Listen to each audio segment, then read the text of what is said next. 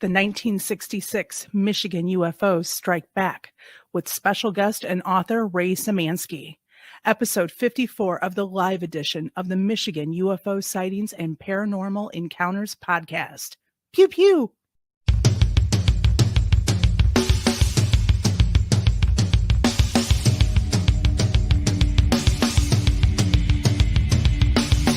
Welcome to the Michigan UFO Sightings and Paranormal Encounters podcast, where we explore the unexplained and mysterious phenomena that have occurred throughout the state of Michigan and beyond. From UFO sightings to ghostly encounters, we delve deep into the stories, the evidence, and the theories behind these strange events. We are your hosts. I'm Michelle. And I'm Wayne. We are an educator duo that after an encounter with a triangular UFO in 2018 in Michigan, we decided to investigate UFOs and the paranormal. In this podcast, we will be speaking with eyewitnesses, experts, and researchers to uncover the truth about some of the most intriguing cases of paranormal activity in and around Michigan. Our goal is not to convince anyone of the existence of these phenomena, but rather to provide a platform for discussion and exploration. So, buckle up and join us on this journey down the paranormal rabbit hole. On an escalator.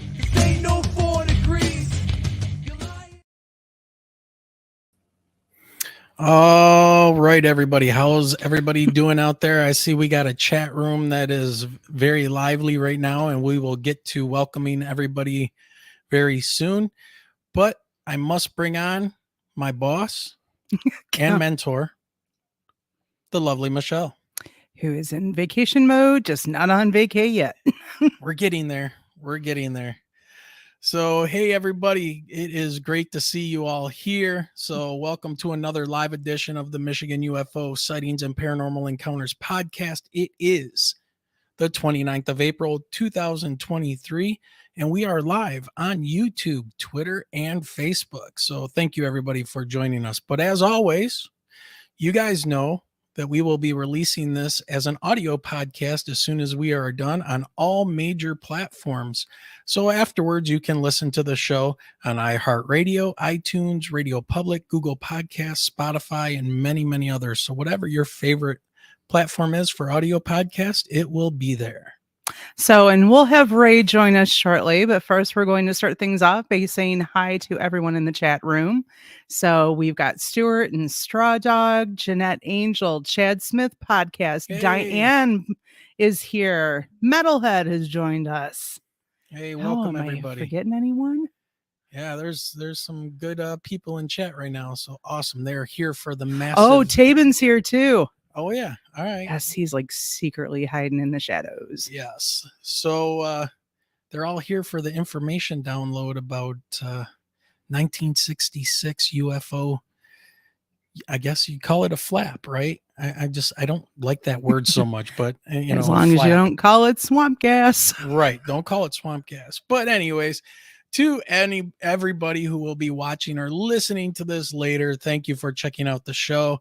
For those of you in the live chat, if you have some questions for Ray, please put them in all caps and we will try to get your question to him. We got maybe an hour and a half to 2 hours. So we're going to, have to be mindful of everybody's time here. So, I just wanted to say that this live show and podcast happens because of you guys, the viewers, the listeners of the show, and the amazing support. So if you want to help support the podcast, links are below in the show description with our PayPal, Patreon, and of course our link tree that will take you to other ways to support the podcast, including our merch store. So, but one of the best ways you can support our show is to like, share, and subscribe. So the more subscribers and support we have, the more incredible content we can bring you.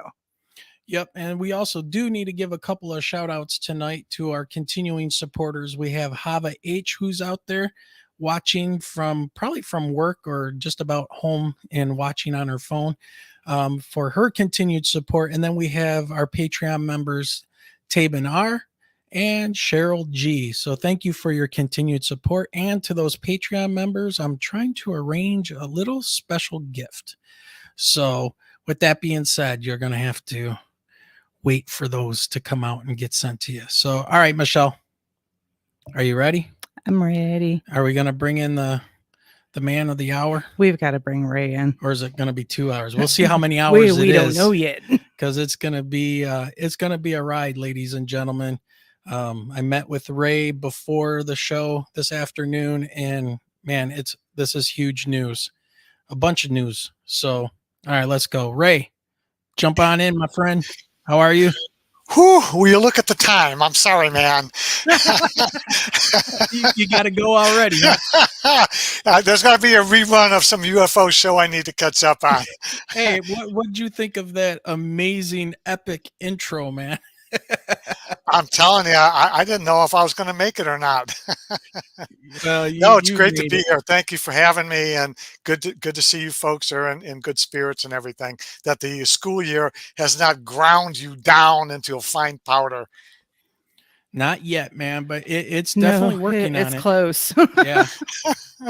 So I actually have real- two teachers living across the street from me, so I watch them slump home every day late in the year. yeah, that's about it.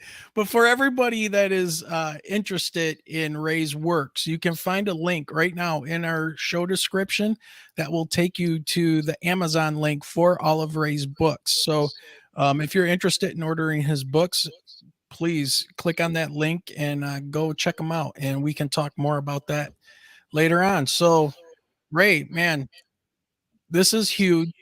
We've got a lot of things to talk about. You have a lot of things to talk about. And we're going to try to play, and I'm going to put this out there. We're going to try to play a couple of videos. One is an audio file of a new witness account that we have, and we're going to try to play that for people later on. And we also have the video from Colonel Carroll, who discusses his events a little bit. And when we were working on, and this might be a problem with StreamYard, or it might be the US government or somebody trying to shut us down. But when we tried to play the videos before the show started, it was crashing my computer. So, Not once, not twice. twice. So if that does happen, everybody just stay tuned. Ray would probably be left in the channel till I could get the computer booted back up, and maybe Michelle, but since her volume comes through my computer, I wouldn't be able to hear her, although you'd probably be able to see her. So the stream will stay live if I crash. So and we'll see. This is very interesting. I've never had any issues before until today. So I don't know, Lou Elizondo. Look, man, we have our disagreements, right? But get your intelligence guys off my back. If you want to come on the show, I'd love to have you come on and we can talk about what's going on here. But all right, Ray. Well, unbeknownst to you, during your intro, you cut out, and both of your screens were little, spirals happening. So it might not have seen it on your end, but I did see it on my end. We're just going to stay frosty. If something happens, we'll reconnect. We'll get through the show. We will not let them shut us up. Correct. That's the point. This has got to get out regardless of where you fall on the ufology side of things. This information's important, and there are people trying to stop the conversation once again, and it's like 1966 all over. And Ray, I was thinking before I had you come back on, the term shadow banning, when it comes to YouTube, UFOs and this stuff has been shadow banned for a very long time. And I think they're just moving all of their shadow banning powers onto us. So, all right, Ray. So it's been a while since you've been here. You've been on our show twice before, and we've obviously adopted a new platform and a way to do our show. And so we've got some new listeners and people lively in chat. Can you give us a little bit of background as to your time in the military or as a contractor? what you did and what brought you to write these books. Okay, those are all great questions. First of all, I served in civil service at Wright-Patterson Air Force Base, the legendary Wright-Patterson Air Force Base, where the Roswell crash wreckage was taken, from January of 1973 until September of 2011. So my career spanned 5 different decades, 38 years and 9 months. And when you finish that type of longevity, when I retired in September of 2011, I was a senior engineer. What they do is they give you one of these if you hang around long enough. This is a flag that flew over the nation's capital. And ironically, they give it engraved, and it says for 38 years of dedicated service. So they cut off the 9 months, and they also put the wrong date on it, but I wouldn't give it back to them because I promised I would hold this over their heads until the day I died. See, I actually came in the first week of January of 1973, but they decided to put March. I don't know, maybe they were like March Madness fans or whatever. But anyway, they got the September part correct. So I was a senior engineer working at various projects. If you type my name and the word ADA, ADA, which is a programming language, you'll find a handful of public reports out there that I wrote. A lot of my work is not out there, but at least you can get a glimpse of the type of things that I did. So my very first week at Wright-Patterson Air Force Base, I was assigned to a mentor that we'll call Al. And Al was a mid-level engineer. And that first week he said, we're going to go to the coffee shop, which was through this old deserted hangar at that moment, and go from one office building to the other office building through this deserted hangar. And as we stepped into the hangar, he looked at me and said, have you heard about our aliens? Well, I'm a co-op student from, Detroit. I don't know aliens from Jack. So I asked him, I said, well, what are you talking about? Well, in the 40s, there was a crash out west, and they recovered this vehicle and its occupants, and they brought some of that stuff to Wright-Patterson Air Force Base for evaluation and exploitation. And I'm like, oh, really? And so the conversation went on as we did that walk through the hangar. And I'd asked him, well, can we go see these aliens? And he said, well, we can't. Well, why not, Al? Well, it's a secret. Well, Al, if it's a secret, how do you know about it? Why'd you just tell me? Yeah, and so I started thinking, well, okay, maybe it's a secret he shouldn't be telling people. In that case, I'm not going to tell anything personal to Al because everybody will know about it. Right. But it turns out that everybody on the base was aware that for 20-some years, Project Blue Book was there. And Project Blue Book was always in the newspapers. The base had a newspaper there that talked about what they were doing to a certain extent. So the fact that Wright-Patterson and flying saucers were connected was no secret. And then people just, I guess, use it as a jumping off point and then, told their old stories. But I went around and I asked folks those early weeks, like Doug in accounting, hey, Al told me this. And it's like, oh yeah, man, we have aliens here. They're in the tunnels. It was always they're in the tunnels. So that kind of stoked my interest, and it was a never-ending theme for the next 5 decades. There was always somebody interested in talking about it. And eventually we'll describe something. We had this thing called the Air Force UFO identification chart. And it had a whole bunch of images on it, like the Millennium Falcon and a space shuttle and all these different airborne objects. And under each one, it said weather balloon, weather balloon, weather balloon. And under the picture of the weather balloon, it said swamp gas. So if you had one of these 8.5 by 11 sheets of the Air Force UFO identification chart in your office, people who stepped in your office knew you were cool, that you could talk about that. And so there was kind of like that little badge. Everybody knew, oh, I can talk UFO stuff here. So that's a little known secret. Well, I got to talk to a lot of people. A lot of high ups were interested in things I found out. I was interested in things that they found out. And then in 1997, the Phoenix Lights happen. You remember the Phoenix Lights? Mm-hmm. Well, I watched a lot of UFO stuff, and there was always some dumbass like Major McGayhead or Seth Shitstack or one of those guys out there that would say stupid stuff, but they would give them all this airtime. And I thought, this makes me furious. And then Luke Air Force Base, during the Phoenix Lights thing, put out the most ridiculous story. Their public affairs guy, they get some lieutenant or captain who has no career left, and they go, "You're the public affairs guy for the day. You're going to issue this, and then we're going to hide you forever." So he put out this dumb thing that was like, we were dropping flares. We had a Maryland group with 810s. We were dropping flares, which totally could not explain 4 hours worth of sighting that started up in Prescott, finished south of Tucson, and then went all the way back, via Las Vegas.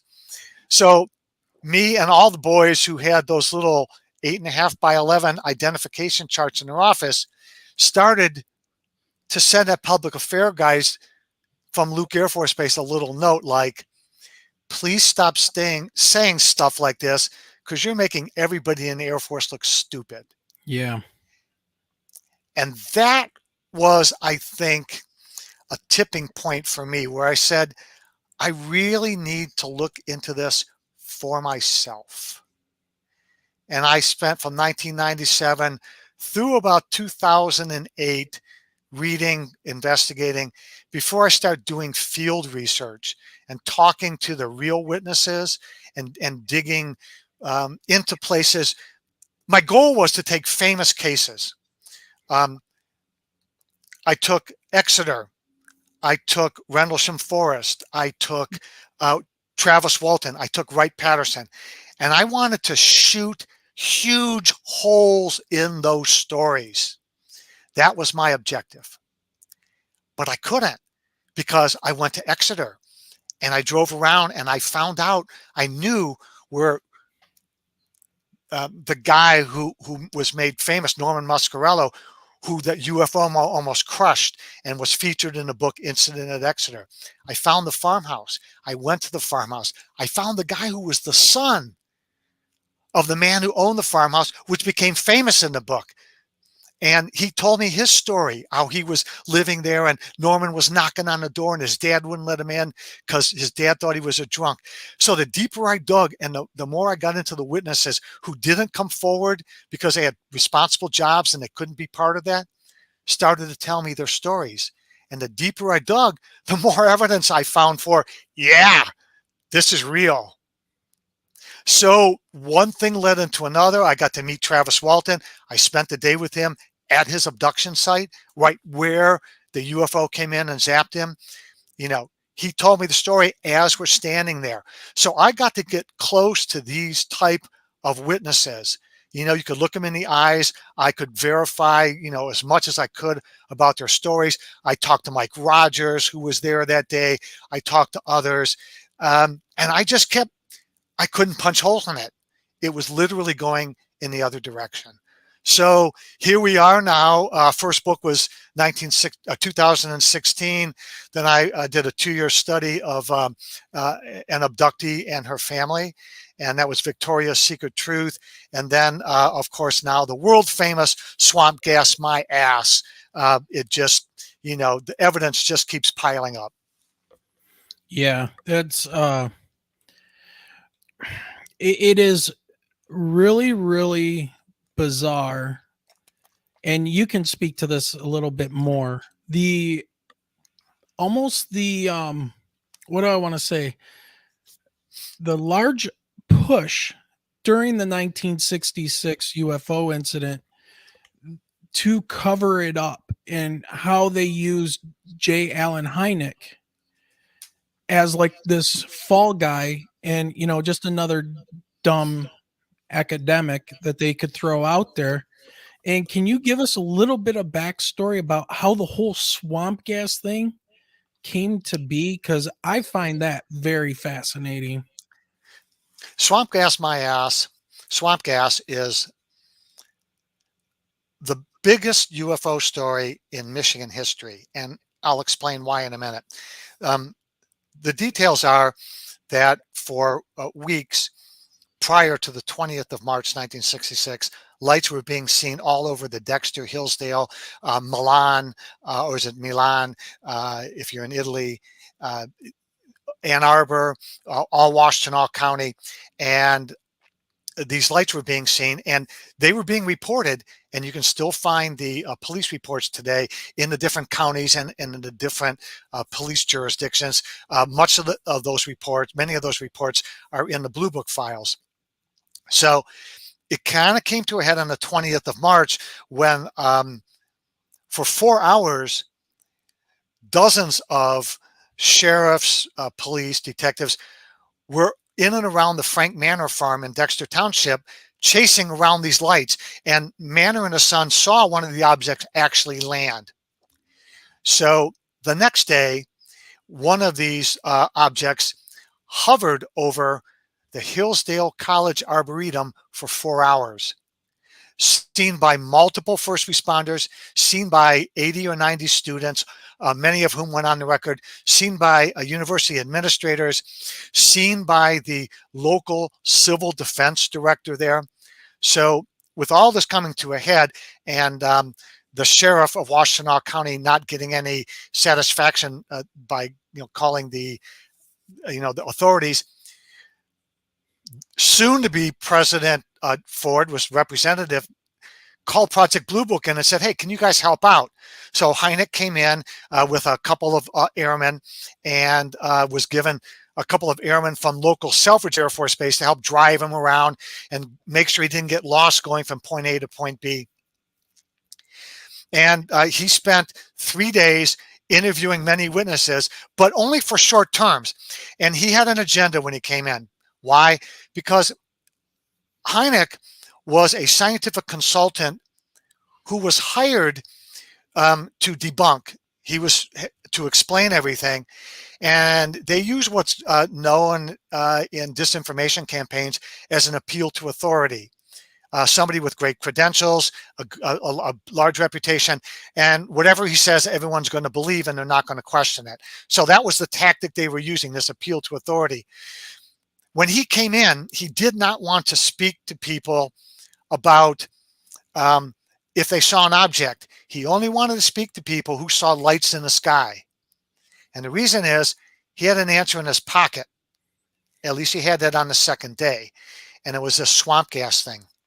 So if you look through the records, and he literally admits it when you read between the lines, the excuse he used for not taking testimony and putting it in the report from people who saw an object was, well, the majority saw lights, so I have to go with the majority. That was his rationale. But he knew if he took Frank Manor's testimony or his son's or Honeywell's, Officer Honeywell's, or a few others who actually saw metal, or the civil defense director who saw metal, or the girls in Hillsdale who saw metal, the swamp gas explanation would have gone away.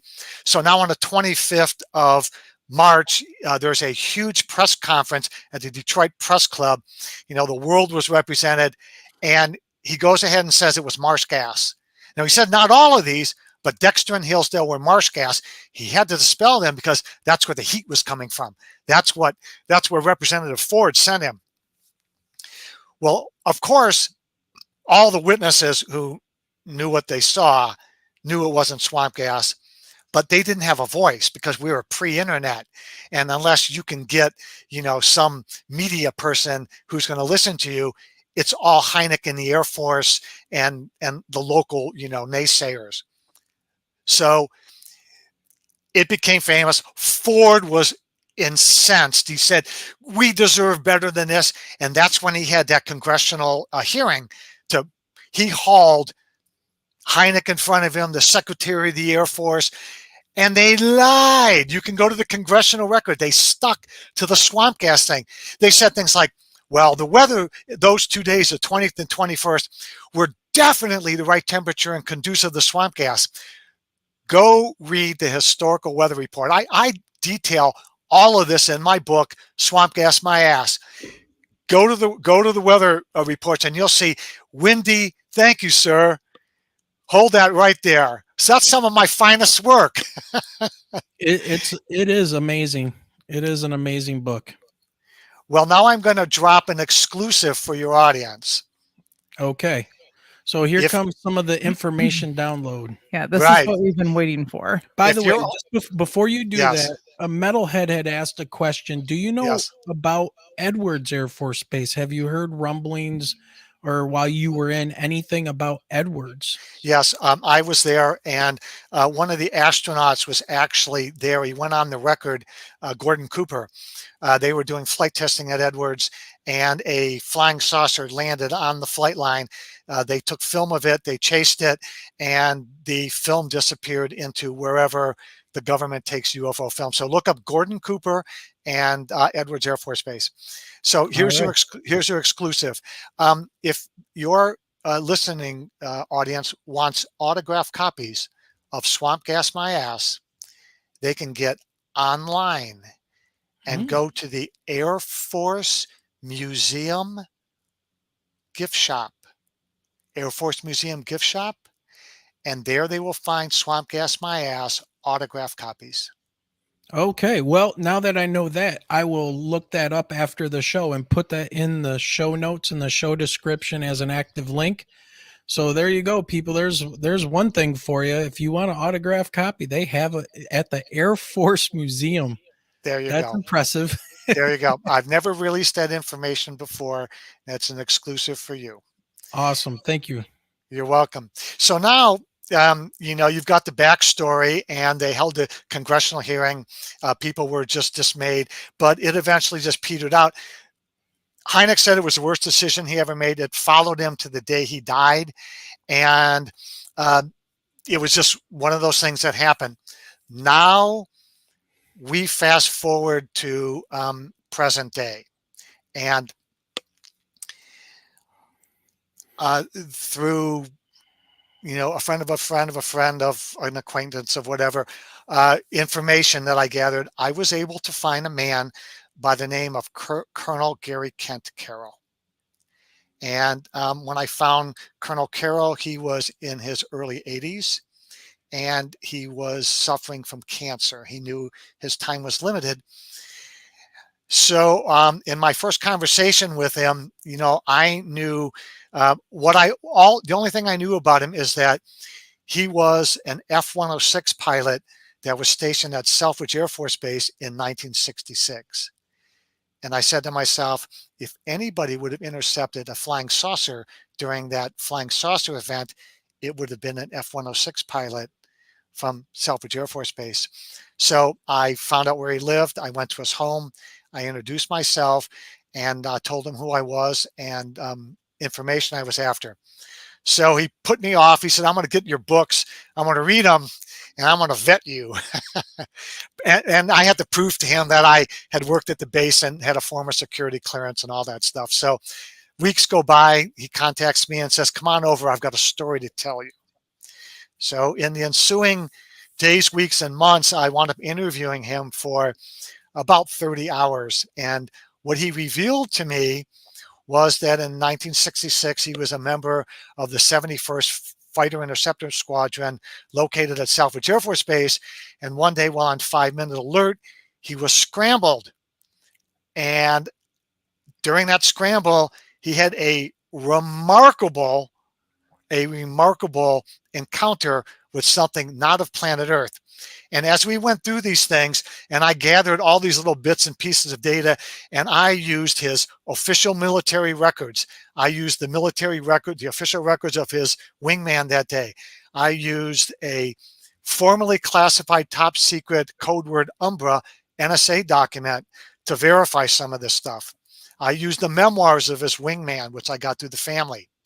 I put this all together, and it explains the true story of Swamp Gas My Ass.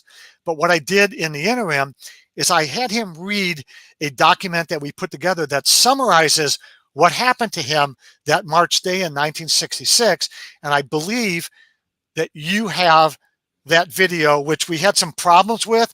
And I just want to tell the audience, if we still have that problem right now and you can't hear it, I will get to Wayne a transcript of that video, and we'll find a way to incorporate a good copy, a listenable copy in this broadcast. Okay, so we want to make that part of the record. So Wayne, if you would try to run that, see what happens. All right, let's go. I'm going to switch up our little layout here for a minute.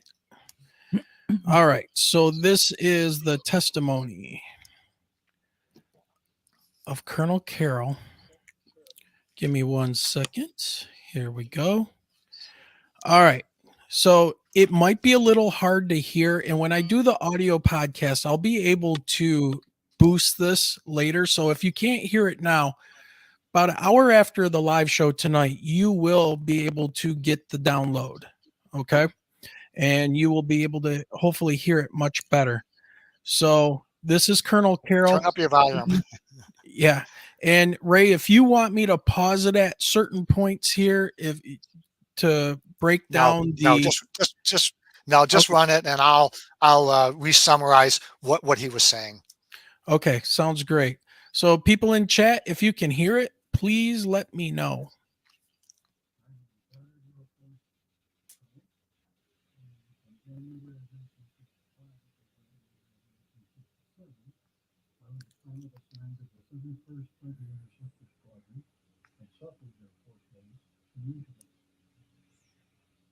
Interceptors, the F-106A Delta and F-106B Delta Stars. On March of 1966, No sound. I was on 5-minute alert duty with another captain in the squadron, Robert Nicholson. Around 3 p.m. on the day in question, we were scrambled to intercept unidentified flying objects that had been detected and observed.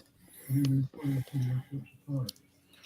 With myself as flight leader and Bob Nicholson as we were directed around southeastern Michigan by the Battle Creek Control Center and in Battle Creek, Michigan, to locate the unidentified targets in target. During the course of our approximately 90 minutes mission, we had both visual and radar contact with a UFO on at least 3 different occasions. Our longest visual contact was nearly 60 seconds. Radar contact was tenuous, with radar lock-ons lasting only seconds per incident.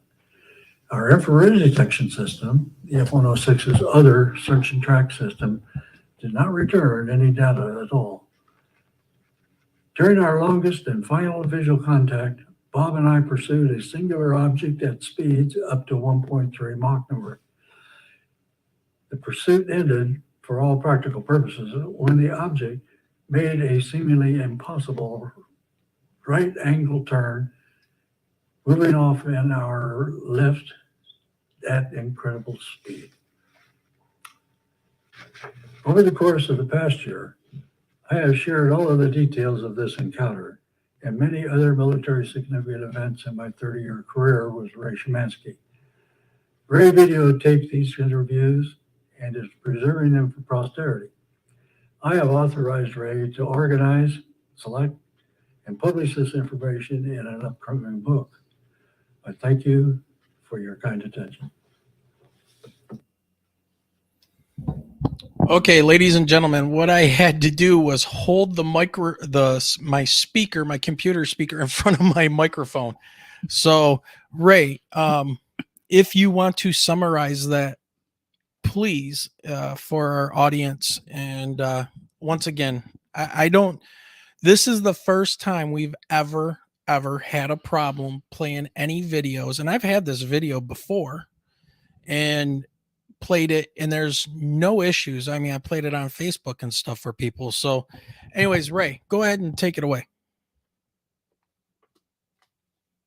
Now we can't hear Ray. Ray, you're muted.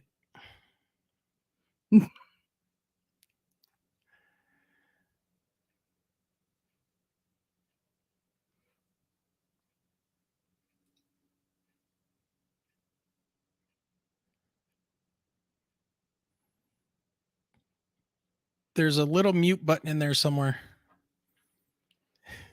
So you're showing up muted. I think they're trying to I was going to say They're first, shutting them down, first man. the video was really quiet. Now they've muted Ray.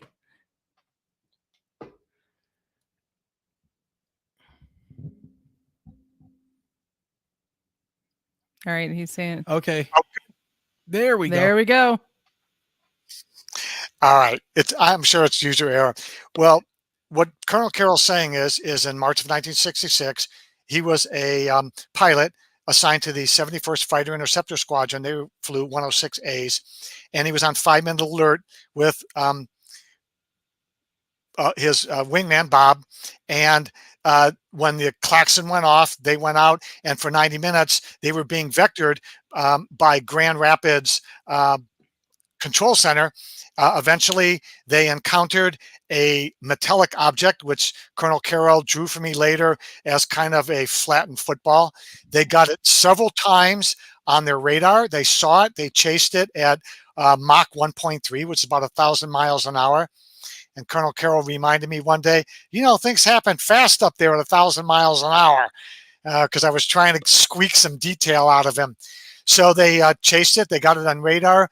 They did not get it on their infrared.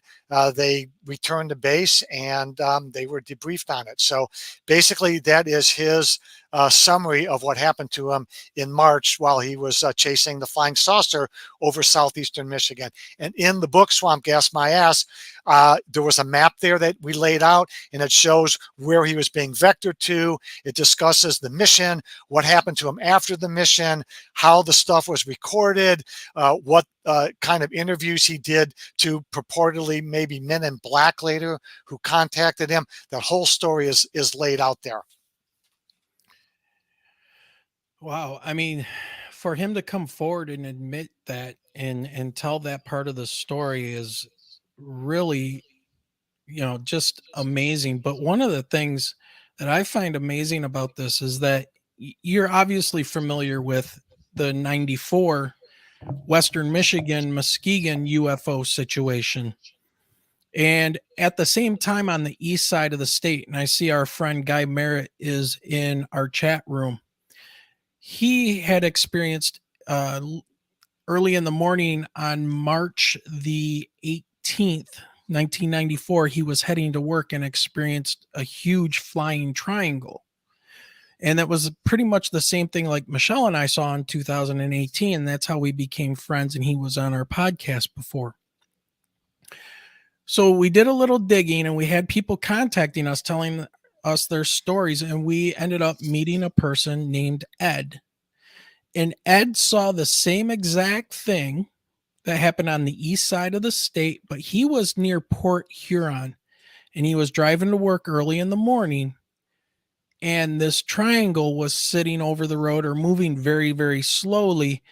And at the time, I think it was F4 Phantoms still, or maybe Corsairs that were dispatched and took off after this triangle. And he said the triangle was something weird, like it was almost like a Star Trek effect where it just kind of like stretched and boom, was gone. So we have and they were from Selfridge that they were dispatched out of. So now we have two accounts of these things. Now, this was not saucer. This was huge black triangle. Have you looked into any of those situations in 94? What was going on here as well? No, I have not. It doesn't mean that won't come across my desk, because once you write a book about this and people go, well, this guy's got high credibility. He was a senior scientist for the Air Force and worked at the place for over 5 decades, where they took the Roswell crash wreckage. I want this guy to hear my story. So I get a lot of stuff through Facebook. I had somebody contact me, somebody that I knew and I palled around with in my teen years. I'd lost track of him. Reconnected with me through Facebook and told me his brother and his mother actually saw the Kecksburg object go over. And, I'm very familiar with that and Stan Gordon's work. So I've been chatting with him and I get these type of stories all the time, but that particular sighting has not come to my attention. Although I will tell you that I know somebody who grew up in that area who is an experiencer. Okay. and I've not yet approached them with a timeline to see if that matches up with what's been happening to them and if it was happening to them when they lived there. So that's a TBD. Okay. Since you bring that up, another thing that happened with Guy and during his sighting in 94 when all this was going on, and it was in the Flint newspaper because it was reported a kid had seen the same exact thing and told it to his parents, and they called the news, and the news wrote up stuff on it. And he said it was about the size of a city block that he saw. I mean, these things are huge. The one that Michelle and I saw, about 300 feet on a side, just hovering or moving so slow, it's ridiculous. More reminiscent of like the Phoenix Lights situation. The really weird thing, though, Guy found out later that some of his workers as well were abducted on their way to work.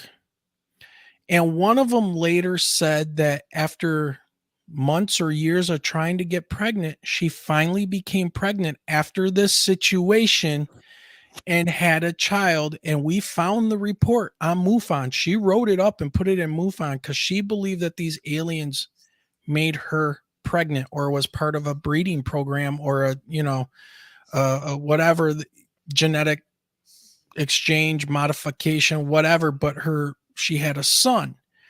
And was, I guess, the only child that she had. And yeah, guys in chat right now saying it was 4 women, 2 of them that he knew from work and 2 other ones that were on the road, but made a report the same night that these things had happened to him. Now, your book, Victoria's Secret Truth, can you give us some info on that? Because I think there's something going on here that was happening around these same times here in Michigan when it comes to people, abductions, UFOs, triangles, the whole 9 yards. Can you break that down for us a little bit? I can. And then when we get a couple more topics deep and we get to the upcoming MUFON conference I'm going to be speaking at, we'll go deeper into the abduction breeding program.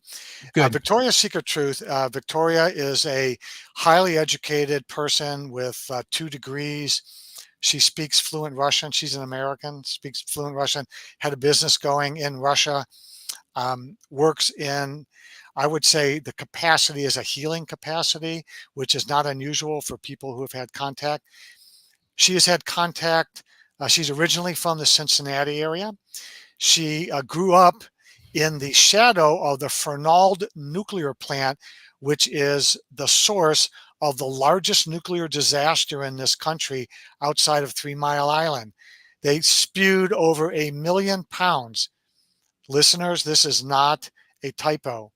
Over 1 million pounds of radioactive material into the soil, water, and atmosphere. The biggest cleanup ever in this country. She lived 5 miles to the east, which means the prevailing winds blew that stuff over her home. Not only that, her mother worked there inside the plant, and many of those workers died young due to radioactive type diseases. That's been proven in studies that they did. She was inside her mother's womb when her mother was going to work. So, if you were an alien civilization and you were interested in how humans fared being exposed to radiation, wouldn't she be a perfect person to abduct? You betcha. Okay, so she has memories of being abducted since she was 5 or 6. She checks all the boxes. She has had 4 hypnotic regressions with 3 of the world's leading hypnotic regressionists, including Dr. Leo Sprinkle, whom she had 2 with, and he wrote the foreword for that book. Barbara Lamb and Yvonne Smith were the other 2 therapists. So the world's leading therapists. I have those audios and videos. I went through them with a fine-tooth comb. I interviewed Victoria for 30, 40 hours, met with her, shadowed her for weeks, researched her friends, did all this digging, and her case is rock solid. She, I talked with as many leading individuals as possible, and they said there was no way that anybody could fool all of these experts like Smith and Lamb and Sprinkle and get away with it. So it's a bona fide case. Not only is she a longtime experiencer, but her grandson is also. And I got to interview him at length, and it's amazing the story. And his story is in the book, Victoria's Secret Truth. Not to jump too far ahead, but the upcoming MUFON conference in August in Cincinnati, well, it's actually going to be in Covington, Kentucky, in the convention center there. The theme is friend or foe. And it's a deep dive into what is going on with this abduction thing. And when we get to that point, I have a small blurb I'd like to read that kind of describes what I think I'm going to do there, because I had to already write a paper, submit it a month ago. It'll be reviewed, put into the proceedings. But this is not one of those places where you just come up with a bunch of viewfoils. If they don't like your paper, they may disinvite you. So they're being peer reviewed. We put in, I guess, some kind of proceedings. Anyway, I'll get around to that. But Okay. Let's backpedal just a little bit. My general feeling is if there's a sighting, because the breeding program is so widespread, that either means that the abduction happened or it's about to happen as part of this breeding program. And let's revisit that when we get back to. Okay. I'm not surprised at your report. That's my bottom line. And we'll circle back around to that when we talk about the conference. Okay. What I'd like to do now, without hijacking you, is just quickly get into that other audio, and you can pull your magic trick. And I want to tell the audience, what's going on. Swamp Gas My Ass is not predicated upon hardcore evidence other than official military records, former top secret Umbra NSA documents, official memoirs of the guys who flew that mission that day, and 30 hours of recorded testimony by a guy who was a full bird colonel and had some of the most responsible jobs you could ever have in the Air Force, ever. The guy was in charge of Air Forces Iceland. He was the first line of defense for Russian nuclear bombers trying to fly to America over the North Pole, okay? All right, these are some of the responsible jobs he has. He was not a BSer. So I have enough evidence to print what I printed, because I wouldn't have printed it if I didn't believe it. But in the interim, people come forward to me. I did a talk in Hillsdale, and they said, hey, I know some people that saw that UFO, and I think they'd like to talk to you. So I contacted them, and there were two ladies, Maggie and Connie. They're sister-in-laws. They held high-level clearances because they worked in the Ann Arbor area for an aerospace company working on a NASA project. So these are also not BS people. They're highly competent, technical people, very sharp. So what I wanted to do is I just wanted to find out what happened to you that day. Where were you? The when, the who's. Okay, to get a look ahead, Maggie was married, had two children, about 3 and 4. Connie, her sister-in-law, they were visiting a coworker, Gracie, who lived just due east of where all the UFOs were going to fly around that night at the Manor farm, and we're going to be chased around for 4 hours by cops and everybody. Gracie had a police scanner, and it said, hey, the lights are back at the Manor farm, and the police are out here. So they were only like 5 minutes away, because I know where Gracie's house is now. They drove down, tried to get in, but it was all blocked off. They didn't see any lights, so they went eastbound, came back up to North Territorial Road, which would have been looking down from the north. And right there, north of North Territorial Road, is the University of Michigan Radio Astronomy Observatory. So there's no way to go southbound towards the Manor farm from where they were at, because I mean, you can get close, but there's swamp there. There literally is swamp in that area. So they decided to go north up on the highest point of elevation where the radio astronomy location was. And as they made that turn onto this gravel road, they pass a sheriff's car. They're standing outside the car, and the cops are looking at the flying saucer. So they drive closer to it because it's north of their position. So they drive several hundred more yards. They get close enough. I guess their comfort level finally exceeded them. And they looked, and they're watching this flying saucer. Kids are asleep. Suddenly, it's moving in their direction and reducing in altitude. It's coming after them. Connie screams, "Let's get out of here." So they jump in, but they can't turn around because it's a one-lane narrow road. So Maggie's backing her cow down, toot sweet, and almost bashes the police car because she forgets it's there. Oh, And wow. The cops are still out looking at it. So she drives about 5 minutes back to her former neighbor's house. And when they get there, they see the flying saucer hovering over the 450-foot radio tower that's only a couple hundred yards away. She said and you'll hear it in this audio, she almost knocked the door off the hinges trying to get her former neighbor to open up the door so they would have more witnesses because no one was going to believe them.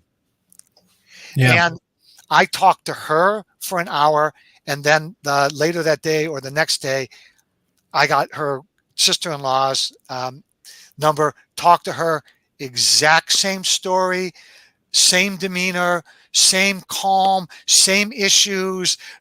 It was almost, like a replay, but it was a corroborative replay. So we've got this audio, and I've sliced out my interplay with her because, that didn't really matter.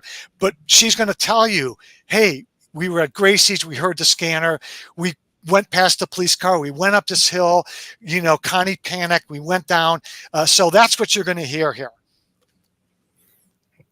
Okay, Ray, you're cracking up a little bit, but we are getting heavy rain here now, but we're going to play this for you guys. I'm going to do the same thing here. So let me go ahead and try switching this around a little bit. All right, bear with me 1 second. Here we go.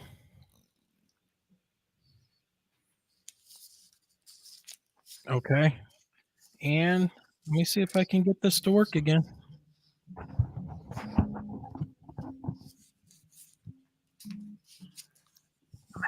It's my friend Connie. She's my sister-in-law. We're still best friends. Anyway, her and I, we were over to this one girl that we worked with. She had the police scanner at her house for Dexter there, And so we were just sitting over at Gracie's, and the call came in that they spotted lights again out.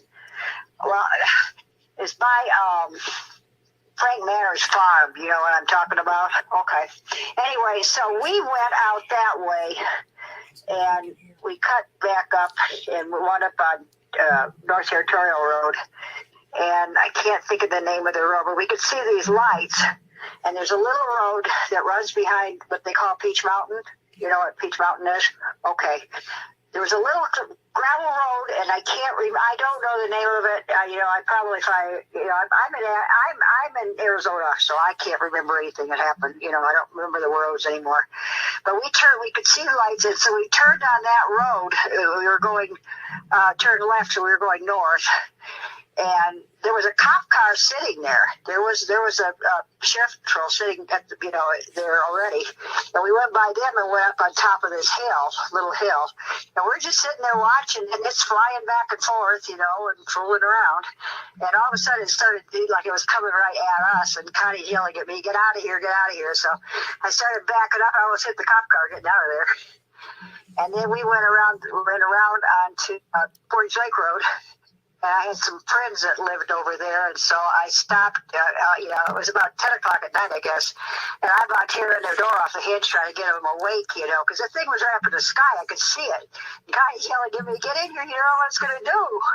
And so by the time the lights came out in the house, it just took off and left. So, but it was there. We saw it. Everybody thinks you guys are, you're crazy. You were drinking. You were doing this. You're doing that. We weren't doing nothing. In fact, I had my two sons with us. They were like 66. So they were like 3 and 4 at the time. But they were sleeping in the back seat of the car.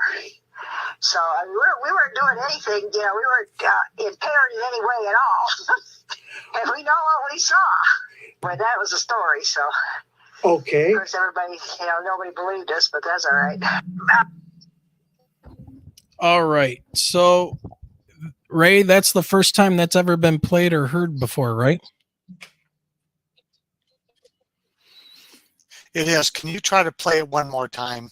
I really think it's essential to be heard. Can you try that? It's only like 2 minutes. Okay. We're going to do it one more time.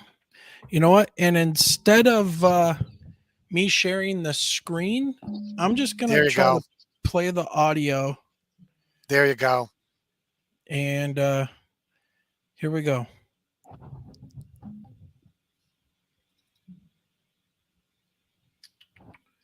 In 1 second. There we go. It's my friend Connie. Actually, she's my sister-in-law. We're still best friends. Anyway, her and I, we were over to this one girl that we worked with. She had the plate scanner at her house for Dexter there, And so we were just sitting over at Gracie's, and the call came in that they spotted lights again out. Well, it's by Frank Manor's farm. You know what I'm talking about? Okay. Anyway, so we went out that way, and we cut back up, and we wound up on North Territorial Road, and I can't think of the name of the road, but we could see these lights, and there's a little road that runs behind what they call Peach Mountain. You know what Peach Mountain is? Okay. There was a little gravel road, and I don't know the name of it. I'm in Arizona, so I can't remember anything that happened. I don't remember the roads anymore.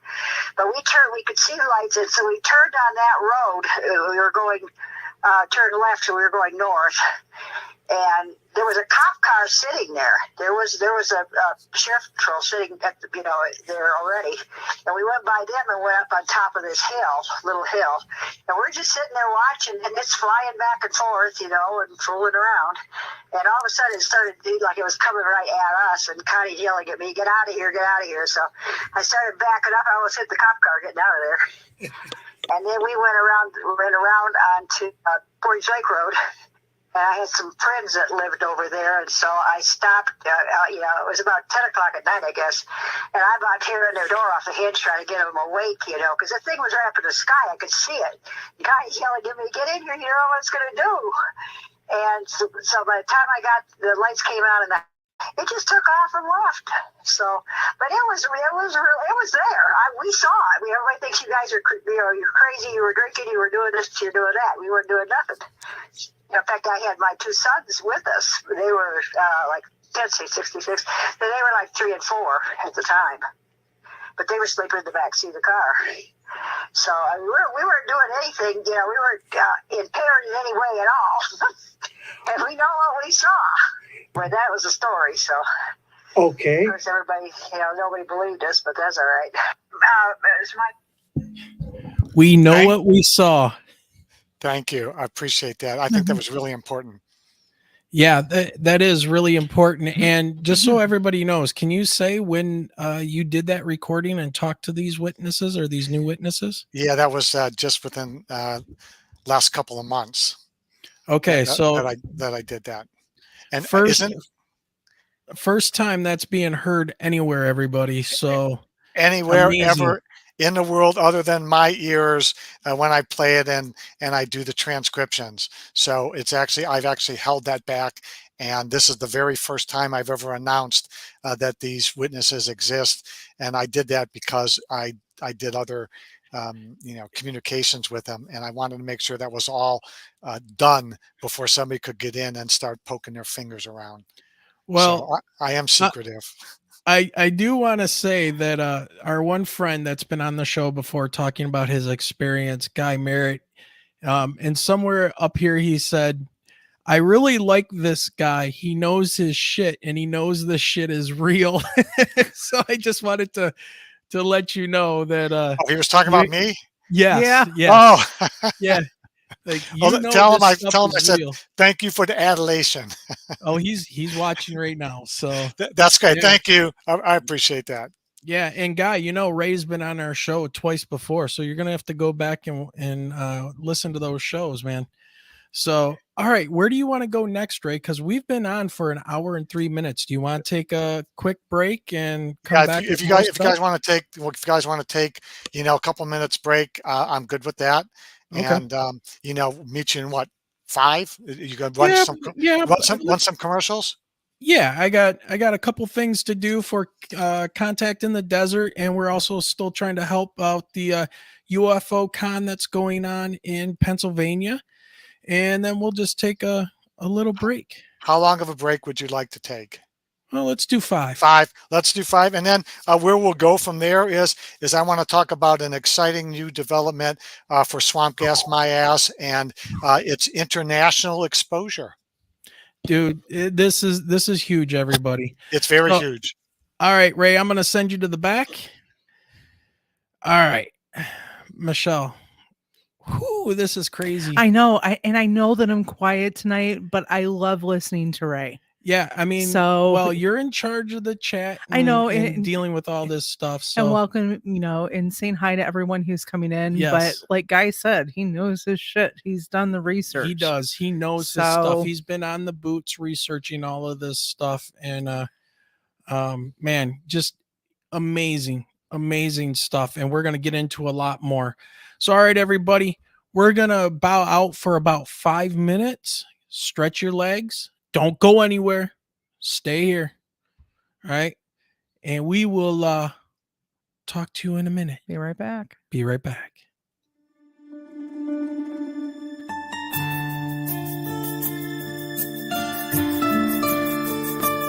Traveling near New Boston, Michigan? Hungry? Well then, you need to check out New Boston Coney and Grill tucked away at 37005 Huron River Drive. With daily specials, homemade soups and desserts, and a staff that makes you feel like family, you will not be disappointed. Give them a try for dine-in or carry-out at 734-606-5313. You can find their page, including their menu, on Facebook. Bon appetit!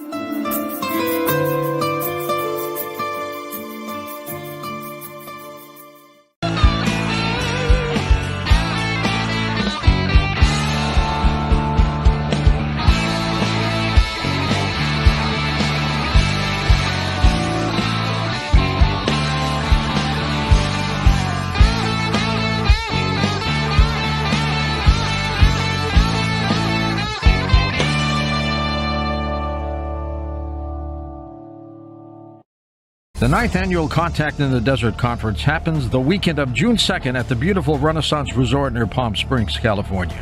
Join me, George Norrie, to discover what's next from speakers such as Graham Hancock, Richard Dolan, Nick Pope, Stephen Bassett, and over 50 other top researchers. Come make contact with new friends and discover the latest fascinating information from the fields of UFO studies, artificial intelligence, psychic phenomenon, and more. Reserve your seat now at contactinthedesert.com. 3 minutes left, everybody. Just 3 minutes.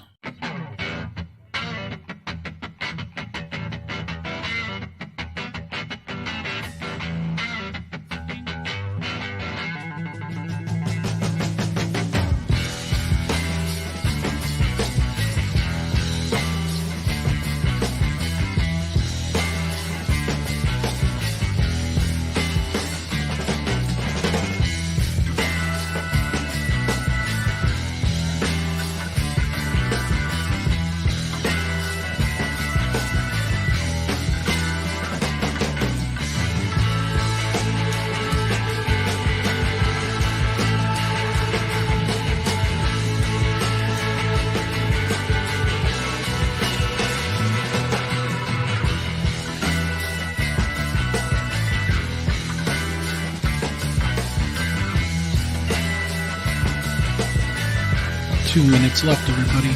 Get ready. 2 minutes.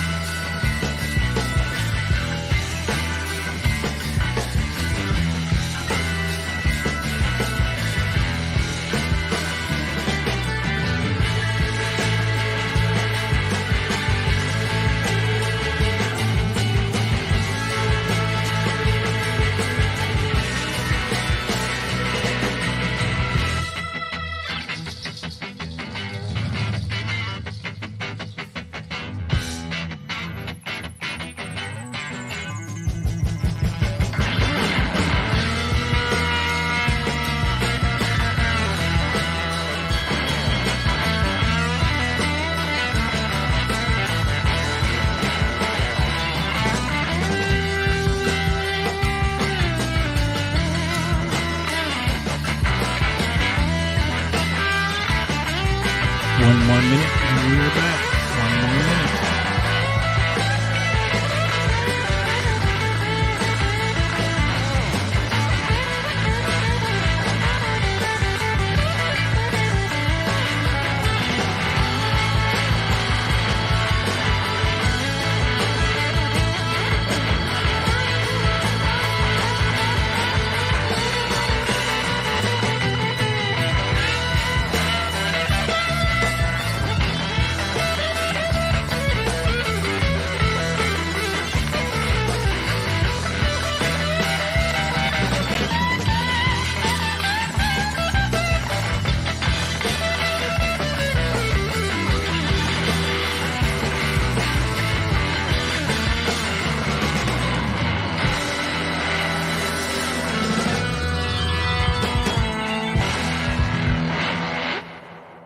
All right, everybody, we're back. Hey, what is going on? We are back and loving the chat room, guys. Loving the chat room. Stevie Ray Vaughan. Yeah, very, very, feels very much like a Stevie Ray Vaughan song. So what are you guys thinking right now about Ray and his information? You guys ready for more? Come on, chat. I know you're there. All right, there we go. F yeah. Awesome. Well, Michelle's on her way back into the our improvised studio here in the dining room. So yeah, great show. Oh, thank you, Straw Dog. Thank you very much. And you guys, I just want to remind everybody, if you want to support the channel, I mean, we don't get super chats or anything, but down in our show description, there is a link to our PayPal and stuff like that. But the best thing, honestly, that you could do is hit that like button, subscribe to our show. It's completely free. Turn on that bell for notifications and, share us out. I mean, if you know friends that have seen UFOs or into the paranormal and they want a show to watch every Saturday at 8 p.m. Eastern, sometimes we do extra stuff, send them our way. And that helps the channel more than just about anything else. So, yeah, I mean, just great having you guys here. I see we've got 24 people watching right now, and I'm sure by the time this is done, we'll have a lot more that have been in and out and watching everything. So yeah, hit that like button, subscribe, share us out. So Michelle's got her second cup of coffee just about ready to go. And then we'll get everything going. Oh, I do also want to tell everybody, and you guys already know this, but I'm going to say it anyways, especially for our new subscribers. Hey, Mike J, thank you very much. If you want to contact us with your story, you might think it's crazy or whatever, but we will listen to you and we will read your email or your letter on air. So you can contact us at mi.ufo.podcast@gmail.com. And if you've got to get this issue or what happened to you out and verbalize it and hear it read and share it with people in this community, man, send it to us. We'll happily read it for you. And actually it'll be my lovely English teacher, her. I don't know which channeling my background in theater. Yeah. So I'll have her read it because I'm a science teacher. So, we can't read or spell worth a damn. Well, we can read. We just don't read out loud very well. And we don't spell well at all. That's why we marry English teachers to write all our papers. So you know how it goes. But yeah, so all right, everybody. Okay, just real quick. Yeah, Guy had mentioned our buddy Ed, who passed away not too long ago. Very sudden. I had contact with him. He was in the hospital. He had some heart issues that kind of came on relatively fast. And then the next thing we knew, we were being contacted that he had passed away. So great supporter of the show. He was part of our triangular UFO roundtable that we had, and come to find out that not only did he see the same UFO on the same day as Guy Merritt, he was also like 70 miles away from his house that night watching a band play, which Guy was part of. And it's the synchronicities and stuff are crazy. He didn't talk to Guy. I think he walked up to the band and he asked, can you guys play Wipeout? And one of the smart ass people in the band, and it wasn't Guy, but turned to Ed and said, "No, sorry, man, we don't know the words of that song. It's Wipeout." Okay. Everybody knows the words to Wipeout. So they were messing with them. But that incident right there is what made Ed remember that going to that club that night or that bar and seeing that band. And Guy was like, "Holy crap, man, that was my band." And he was like, "What?" So, it was I believe in Imlay City, Michigan. So, this is just how weird these things get. And then when we did that roundtable, we had Alex come on, who experienced one of these triangles out in the field at a different date and stuff. But because he heard Guy's story and what happened with him and his coworkers and then other people in the area with the abduction, man, they got in contact with each other. So you need to reach out to people. You need to talk to people. This is a good place for it and for everybody to share their experiences. So, man, I don't know, Michelle, we see a triangle and this stuff just blows up, and it's amazing to me. And Michigan, I think, as I was telling Ray before, I think Michigan has been the ultimate shadow banning of UFOs since 1966. I mean, still to this day, you can whisper with people in the local diner. They'll tell you their stories and, yeah, I'll check that out. Yeah, UFOs, man. I've seen weird stuff. I've seen stuff by the power plant or the nuclear power plant up the road and, all of this stuff. And, but nobody really talks about it. And so let's go ahead and bring our guy back on. Ray. Hey, everybody good? We are good, stretched out, walked around for a minute. And more coffee. I got my water going because I can't do coffee too much.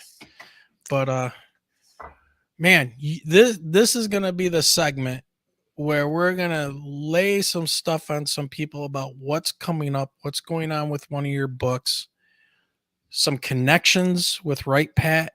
I mean, this is your show at this point, my friend. So take it away. Great. I got my handy cheat notes right here. Yeah. Now, one quick question. Imlay City, isn't that where you guys keep the Wizard of Oz in Michigan? The Wizard of Oz. Imlay City? Wasn't that Imlay City? Maybe it was that the was Emerald. It was the Emerald City. Yeah. I'm just messing with you now. Okay. So here's something. And hey, well, since you guys legalized marijuana, I figure you all seeing, scarecrows and all those things walking down the street. Well, we like to be numb and dumb, man. Numb and dumb. Just think about it. Was his name John Sinclair? Got 10 years for 3 joints. Wow, the times have changed, haven't they? Yeah, I hope they start letting some of these people out on these bogus drug charges now at this point, because that's kind of they stupid. have. I will tell you that I did an interview with Sheriff Doug Harvey a while back, not that long ago, and he and I had a conversation about that 10-year sentence. He gave me some incredible insight. I think I caught him at a weak moment. We'll share that maybe offline someday. Okay. So here we are. Let's do this. Okay, breaking news. Those are my cheap, non-trademark. Well, hold on a minute, Ray. Hold on. Yeah? I got something for us. All right. So Ray's getting ready to take us on a little ride down the escalator. There we go. Down that rabbit hole. There we go. Michelle, That's there you go. great. Hey. Yay. There you go. All right. So Wait a First minute. stop. We got this. So we got the little gasping sound, and Sounds like a phaser gun. here you go. You ready? The chat room agrees. Okay, we great. We are ready. Let's go. All righty. So last summer, I got a phone call, and I don't answer my phone because not many people have it. And when it says spam, likely. But I was at a car show with my son, and in a moment of weakness, I was like, "Well, I've seen enough cars." I was bored, and I took the call, and because it was a international call, so that really made me think it was spam. Well, it wasn't. It was a production company out of Canada, and they said, your name's been given to us. We're putting together an 8-part documentary series about military affiliated people who have had close encounters, paranormal kind of stuff. And, we read your first book, and you talk about seeing, a flying saucer at close range, and we'd like to talk to you about that. So they kind of told me what it was about and the format, and the light bulb went on. I said, that was just a small little segment. I'm not an abductee that I know of. I don't have any, missing time, any of that. But I did write a book about a guy who intercepted a flying saucer, and I bet your audience will like to hear about that a lot more than just Ray driving down the street seeing one. And it was like, oh, you wrote a book, another book? I went, yeah. So now I've got their attention. We're talking, and I told them all about Swamp Gas My Ass and Colonel Gary Carroll and how that'd be way, way, way, way better. So as the weeks went on, we got an agreement. I got a contract, and I was going to help them develop one of the episodes or part of the episode for Mission Unexplained. Now, Mission Unexplained, according to all documents and my contacts at the production company, is only supposed to be an 8-part docuseries, which started in March 12th and wraps up next week, I think. Wraps up next week. It's only found on the Canadian poorly named station called Cottage Life, which used to be all about cottages on lakes in Canada, but they don't do that anymore. It's reality TV, and this is part of it. Unfortunately, they're stuck with that name for some reason. And now here's some good news. I have a non-disclosure agreement, which only allows me to say certain things. If they don't tell me I can say them, or I don't see them in the public, it's none of my business, and I keep my mouth shut. So through my sources and through stuff on the web, what I have discovered is Mission Unexplained, which will include an episode or a partial episode on Swamp Gas My Ass, is set to debut on Discovery Science Channel. I believe it's now called The Science Channel. It's owned by Discovery, in mid to late May. And they're going to run all the episodes.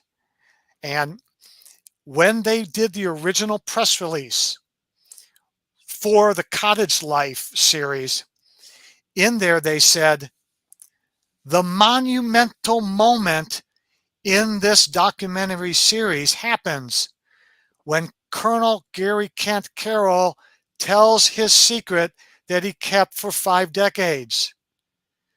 So they pointed out his story, and thus my book, as the monumental moment in the entire docuseries. I could not be more thrilled. That's amazing. That is absolutely amazing.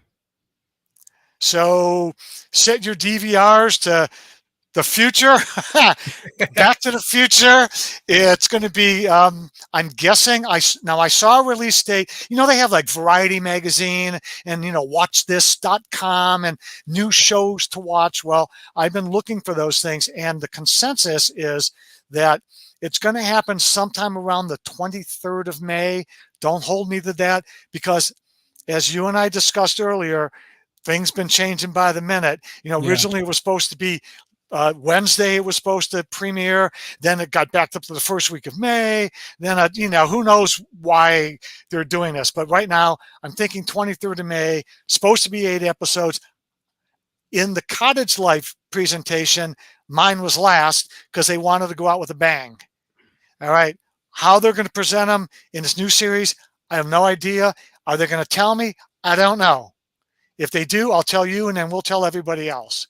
Okay. But that's what I know. And I'm just delighted, beyond delight, the fact that, this humble little piece of work that I did, but it is a great story. Colonel Carroll's story is going to get, the world's going to get to see it on late May, hopefully on the Science Channel. That is awesome, because then, that can go right along with the Unsolved Mysteries show of the 1994 Western Michigan UFO thing that was going on with, Jack Bouchon, the National Weather Service operator, who I've been in contact with. And he said that he would love to come on this show with you and you guys talk. And what do you guys think about that? Do you guys think we should get Jack Bouchon and Ray here on the same show? So they're waiting for chat to blow up. Chat's gonna blow up right now.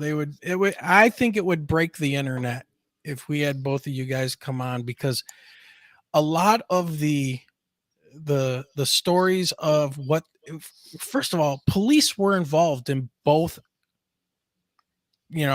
situations, and just starting from there, I think it would be a great conversation to compare notes and see, because Jack had the data, and I'm gonna say it. Well, I think I can say it. He's going to be given a presentation up at the Muskegon Library in May about his situation with the radar and everything else, and how he picked these things up. And he was vectoring the police. Is that May or July? The one with Jack? July. Because we're looking at the date and a trip to Muskegon. We're going to try to do a trip to Muskegon. It's a great idea. Yeah, and get up there. But he was basically vectoring the police after these objects. And the radar tapes have kind of been erased and disappeared. So, but there's so many witnesses. Again, it's like 1966. Just moved forward to 94. That so many people have seen these things here in Michigan, and it's just amazing. Now, I think in 66 you came to the revelation, or at least you put the information in your book, about something that was going on here in Michigan, since we were at the height of the Cold War and we had huge amounts of industry going on. And what was your take on that? There's always a reason for them to show up. And the most prevalent reason is they're abducting people and using them as part of this breeding program, which we're going to get into in just a minute. Yep. But they're also interested in our nuclear armament, our nuclear power plants. And at that time, an entire ring around the metropolitan Detroit area, because it was an industrial area in case we had to go to war. It had, with all the auto plants there, it had the manufacturing capability to switch it into tanks and missiles and other types of things we need for conducting a war. So it was ringed by these Nike Ajax nuclear tipped missiles. And there were a couple dozen of these batteries that went all the way around. Not only that, which would be, an interesting reason for them to visit, but the F-106s, the same ones that Colonel Carroll took into the sky in 1966 to chase the UFO, they had nuclear missiles. Those missiles that were on alert actually carried nukes. So you had a stockpile at Selfridge, and the UFOs were seen around there. You had the ring all the way, from downriver, Ecorse, River Rouge, all the way up to Pontiac and beyond, and out east towards, out west towards Willow Run. You had that whole ring of those Ajax missiles that were nuclear tipped. Plus, you had the radio astronomy observatory on Peach Mountain, which a source of mine has identified was actually being used on a confidential project by the Navy in 1966. So instead of collecting data from the cosmos and analyzing it, they were blasting data out that antenna. So your blast, yeah. Here, let me drop another bomb on your audience. I went to Dexter Hillsdale last July to give a talk in Hillsdale, and I filmed a small, not sure what it's going to be yet, but we visited some of the sites that were part of the Dexter Hillsdale story. And we discovered in my research for that little foray that there were some industries out there in Dexter Township that required the use of nuclear materials. And that would have been yet another reason for them to be camping out exactly where they were camping out. But unless you dig and and you can get into records and you just find the right shred of evidence or talk to the right person, you find out that there were other nuclear reasons for them to have been in the Dexter Hillsdale area. And that's what we discovered when we did this little film session, which, I don't know, it's probably going to wind up in a porn movie somewhere. I have no idea. God, I hope not. The whole audience just went, what? That just woke everybody up. Whew. So let's spin this if we can. Yeah, let's go to the next thing, because I know I don't want to keep you guys up. You taught all week. Let's see. The next thing we want to talk about is MUFON conference. It's going to be August 26th and 27th. Those are the core days for the speakers and the speakers panels. I'm going to be on a panel. I'm going to be on a panel on Saturday, the 26th, and the topic is going to be whether or not screen memories are a tool or a weapon. Basically, when an abductee is taken, they are implanted with suggestions that try to cover up what happened to them, and they're called screen memories. And then on Sunday, I'm going to give part of my paper, but I'm not just going to regurgitate what I wrote, because you can just read it in the proceedings. I've got a few surprises there, but what perspective I took is I'm somewhat familiar with some of the people who are well-known hypnotic therapists. Barbara Lamb for one, Yvonne Smith for another, Dr. Sprinkle. I've had conversations with them. I've had dinner with them. I've, had a social time or two. I've got photographs to prove it, that sort of thing. A couple funny ones I'm going to introduce at the conference where I photobomb somebody, and it's really cool. So, but I'm not a therapist. I didn't spend 30 years like these people did interviewing the witnesses. So I've read their books over the decades, and I've talked to them. I've had conversations with them. I've seen their work. I have the recordings of what they did with Victoria. I was able to talk to each and every one of them about what they did with Victoria and get way deeper than somebody would just reading a book. So I have all that as background. And what I did is I wanted to see if there is a consensus of what they think is going on, the whys, the wherefore, beneficial or not. And then I looked at 4 people whom I've had a long time to discuss their personal situations with. Victoria, Colonel Carroll, 2 surprise guests, which blow some minds because of their background and the things that they do and their experiences. And I compare the experts, all the guys and gals who wrote the books, to the personal experiences that were related to me, some of which I put out there in those books, a lot of it I didn't. And I'm going to reveal a lot of that for the first time at this conference. 26th and 27th of August, Covington, Kentucky. Okay, and the prices look great. There's panels, there's lots to do. There's a special training that you can do if you want to be an investigator. They're going to do that a day or 2 beforehand.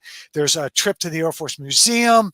There's a lot of stuff they have planned, experiencer sessions just beyond us guys blabbing at you, for 5 or 6 sessions a day. So I wanted to bring that up. That sounds amazing. I mean, that sounds really, really cool. Michelle, we got to get ready for August trip to Covington. Now, has this been announced yet through MUFON or anything? Yeah, yes, Okay. yes. It was announced about a month or so ago. And Okay. just Google MUFON Symposium. Yep. 2023, and it's great. A robust, really cool website comes up. All of our short bios are there. It's an introduction and summary of what we're going to talk about. It describes the panels, the schedule's laid out, everything. It's just so professional. I mean, they've been doing it for 25 years. It's top-notch stuff. And the people, I feel like this conference is a tuxedo and I'm a pair of brown shoes. Mike Clellan, who did all the owl synchronicity stuff. Barbara Sabani, who works with NASA on the physical evidence. Grant Cameron, his reputation precedes him. The guy out of Canada's done everything, been everywhere, wrote all these books. Terry Lynch Kell, who ran the Florida MUFON. She's a MUFON board member, experiencer, author. And those are just the people on my panel. And there's another half a dozen. Avi Leb from Harvard. Oh, yeah. The guy who did the Missing 411. I apologize for not pulling his name down off the top of my head. But is that, what's his name? Piatis? Something like that? The Missing 411? Yeah, I apologize. Peter Robbins is going to be the MC. My buddy Peter Robbins is going to be David Paulides.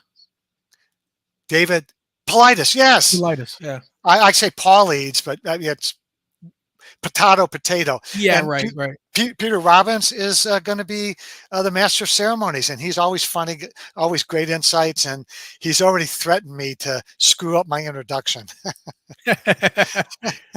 Well, I'm sure when you do your presentation, you'll blow people away, because I saw you on a podcast where it was a video podcast that you were brought in kind of last minute to take somebody's place. Captain J, or I can never remember. Captain Ron. I was Captain on with Ron. Oh, I was on with Richard Dolan. Yes. And again, I never saw and people, if you can look this up, you got to see Ray's appearance on this. I've never seen people in the UFO community listen to Ray so intently and see the color drain from their face as he explained what was going on here in Michigan. And Richard Dolan going, I'm not really familiar with this. Oh my God, can I get your book? and Richard and I have actually traded books, and he's not a friend. I've talked to him several times, and he gave me some great advice on publishing when I was first trying to get my book published.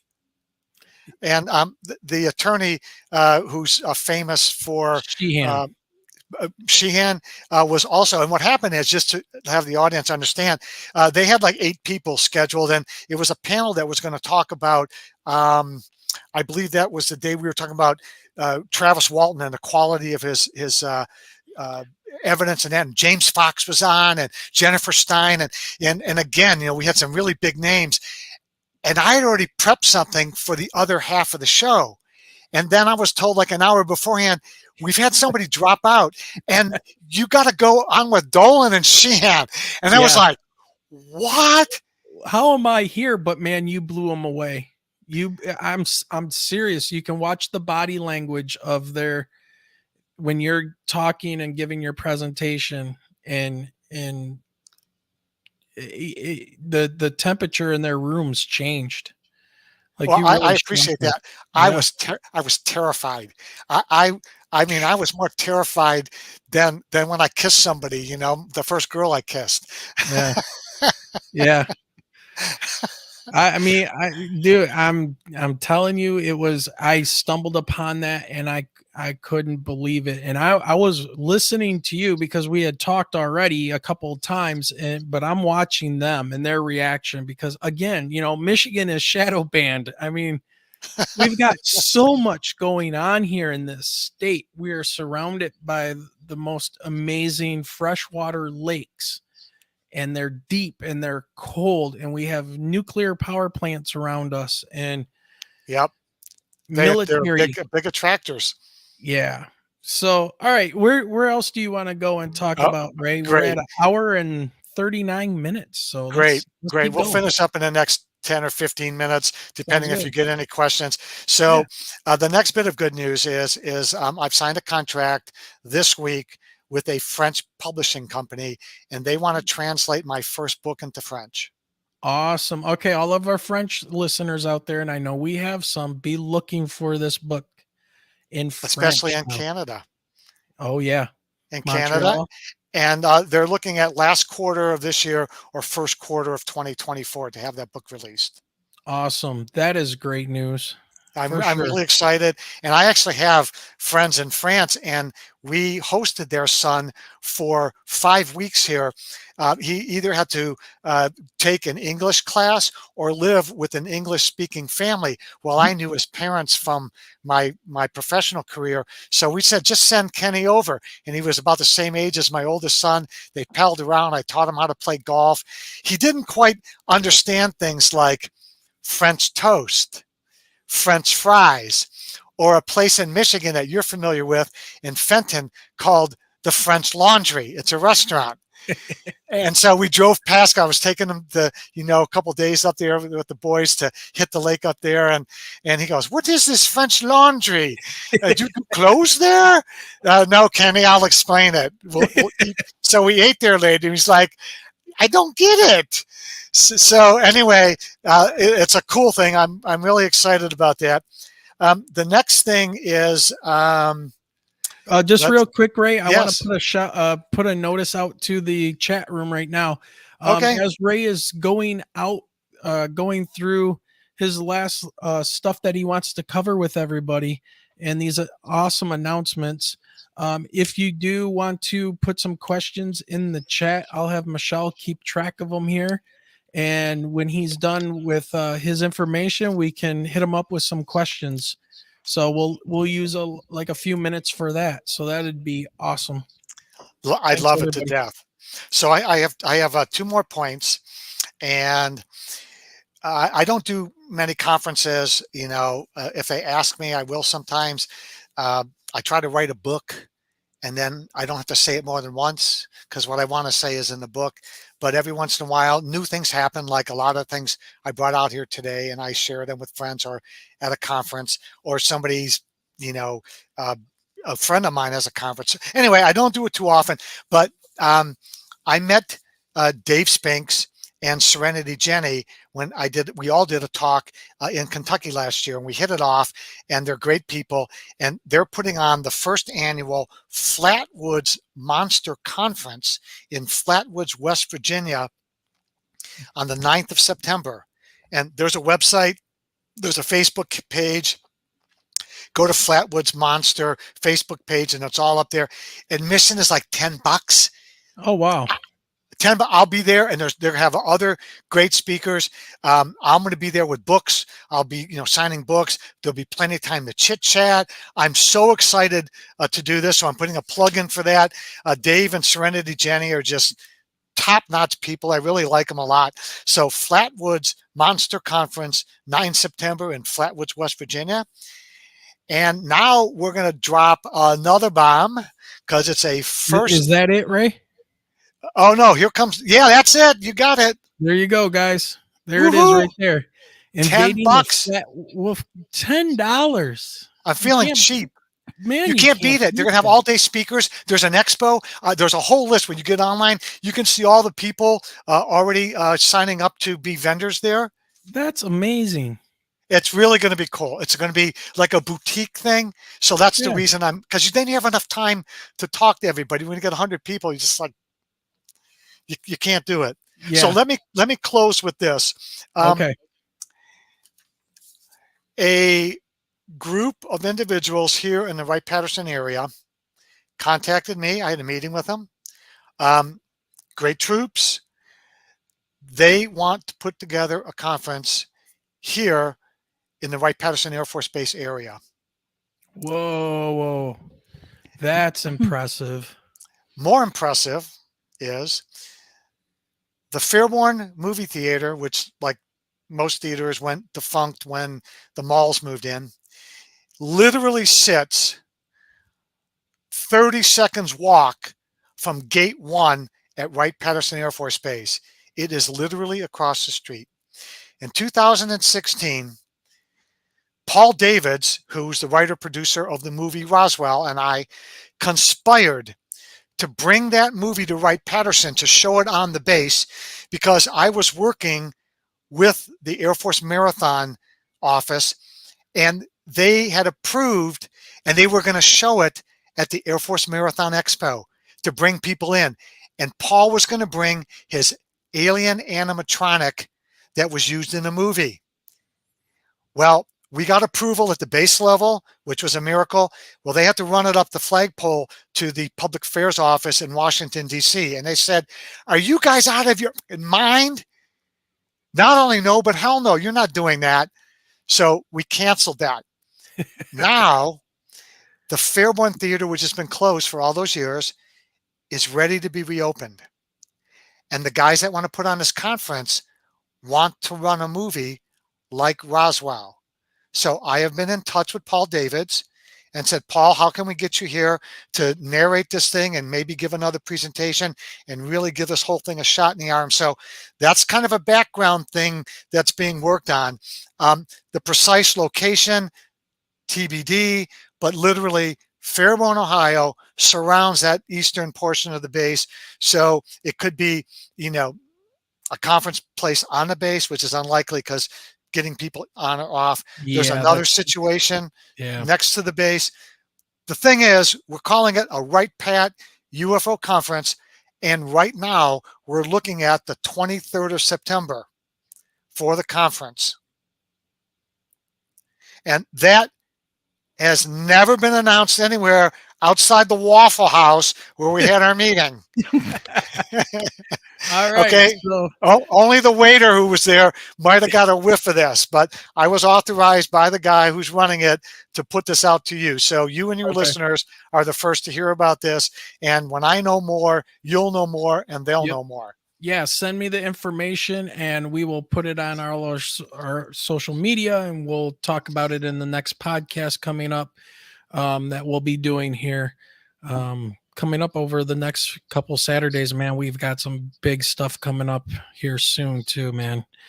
It's going to be crazy. We're going to have the Cousins brothers on coming up, and, above top secret, UFO disclosure, all of this stuff that they've put out on Amazon and their YouTube channel, Third Phase of Moon. So that'll be happening here within the next couple weeks. So we can't wait for that. But yes, for sure, Ray, give us that information once everything's nailed down, and we will happily put that out there for everybody.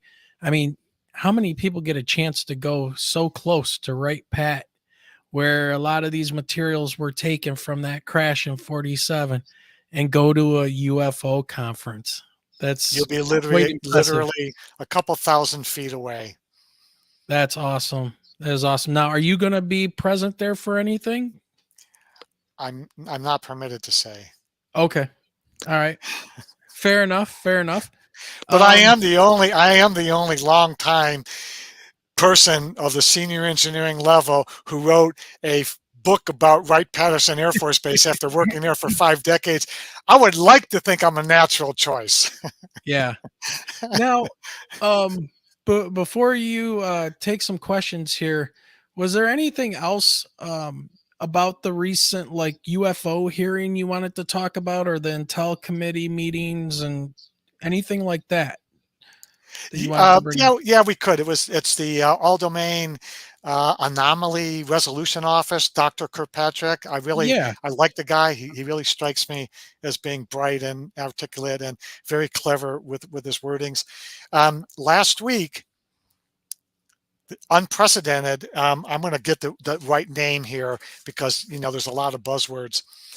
We have a representative here from this area, Mike Turner, former mayor of Dayton, Ohio. He chairs a committee, which is, it's called the House Permanent Select Committee on Intelligence. Well, that includes people like the head of the National Security Agency, the head of the CIA. I mean, this is a powerful committee. Yeah. Over half of that committee flew to Wright-Patterson Air Force Base last week, including the CIA and NSA directors. Those are the decision makers. They came here to Wright-Patterson Air Force Base. Unprecedented. In fact, the guy, Himes, he's a representative from Connecticut. He said, this is historic. I've been on this committee for 10 years, and I don't ever recall the committee doing anything like this before. So let's read between the lines. Yeah. Yeah, you want to do that? Yeah, let's do it. So I'm just sitting here in one of my empty moments. I'm thinking, well, this is odd. Why would this happen? Well, AARO, the All-Domain Anomalous Resolution Office, was just in front of Congress almost simultaneously. And the discussion was how Kirkpatrick was saying all of these agencies, all the intelligence agencies, were going to cooperate, and that they were getting delegates or liaisons from these agencies to his office. But I can tell you, being liaised to multiple offices in my career, we are but the foot soldiers, and we're only told what they want to tell us and what they want us to take back to our home organizations. 99.75% of the stuff we never get to see because we may not be qualified to see it. And we're not the decision makers. We're just the gophers. So when you bring the head of intelligence agencies to Wright-Patterson, there are decisions that are going to be made. And my take on that is that, Wright-Pat and Foreign Technology Division, now NASIC, have been in the intelligence business in space and other places, examining anomalous stuff for 50 years. And they have databases, and we've only seen the tip of the iceberg, I believe, in the Blue Book stuff. And so the decision makers, the heads of those intelligence agencies, they went to Wright-Patterson Air Force Base, poked their holes in there to see what they're dealing with and what they can exchange with the guys at NASIC and their guys. Yeah. And that cuts out 10 layers of management. And because these guys have to decide, well, what do they know? What are they willing to share with us? And likewise, what can I trust them with? So my take on it was, yeah, they threw in, they're talking about Chechnya and Ukraine and whatever. It's too coincidental that Congress is saying, y'all are going to work together, you're all going to get together. And then suddenly that committee that's going to play a big role in all of this is dragging themselves and the decision makers to the Foreign Technology Division, who's going to be a player. It had to have something to do with that. And I say, Godspeed, it's about time. Yeah. All right, Ray. Man, this has been some great conversation, great information, some major bombs dropped, and things just keep on, coming forward, and we just keep moving this ball forward. So we're going to take a couple questions here. Metalhead asks, what have you personally witnessed? With respect to? I'm guessing UFOs, paranormal. Okay. In my first book, I discussed coming home from a therapy appointment. I had a traffic accident in November of 2010, and I hit a car because he ran a red light. So I was coming back from a therapy appointment, and it was 5th of December. We had very low ceiling of clouds, maybe a couple hundred feet, and something shadowed the moonroof of my car. And it was not unusual for that to happen because I only live a few miles from the base, and airplanes are always flying low because they're on a landing pattern. But I didn't hear the airplane, so that's what, like, well, what was that? And I thought, well, maybe a big bird. There's something. I don't know, a banner somebody hung up on a pole, but it caught my attention. And when I looked down through the windshield of my car, going over this 2-story building and barely clearing it, was an object that I actually drew a picture of and put it in that book. It reminded me of the Chevys, the Chevy Impalas that used to have 3 lights on each side in the back. That's exactly what the rounded lights reminded me of. And I Hmm. watched it for about 7 or 8 seconds as it floated just above the treetops, just above this building, and floated into that low cloud bank. And it was moving in my direction. So when the light changed, I was like, I was going to run through the one car in front of me.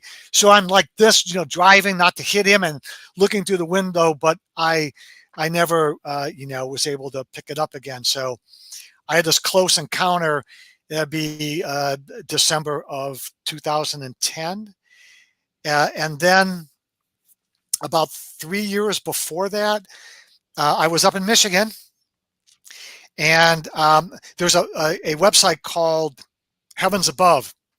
And you get to Heavens Above, and you type in your location, and it'll tell you what satellites will be visible, what their magnitude's going to be, what their highest level is going to be, exactly where they're going to show up, when they're going to show up.